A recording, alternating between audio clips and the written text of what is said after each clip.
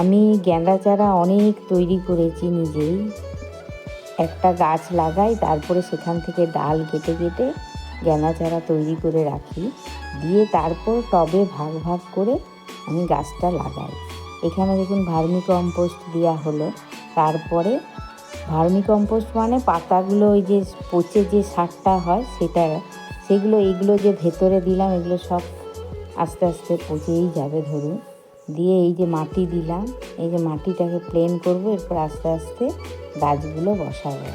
একবারে টবে 15টার মতো গাছ বসাবো আস্তে আস্তে। তাহলে কি পুরো গাছগুলো ভর্তি হলে টবটা একবার ভর্তি ফুল হবে। অনেক গাছ বসাবো। এইভাবে আমি প্রত্যেকটা টবে এইভাবে গাছগুলো বসাচ্ছি।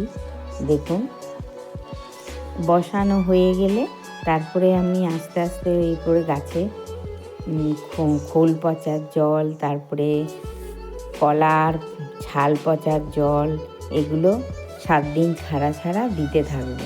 তাহলে গাছগুলো খাবার ভালো পেলেই আরও গ্রোথও হবে, তারপরে ভালো ফুলও হবে। এইভাবে আমি গাছগুলো প্রত্যেকটা গাছে টবে এইভাবে সার দেবো।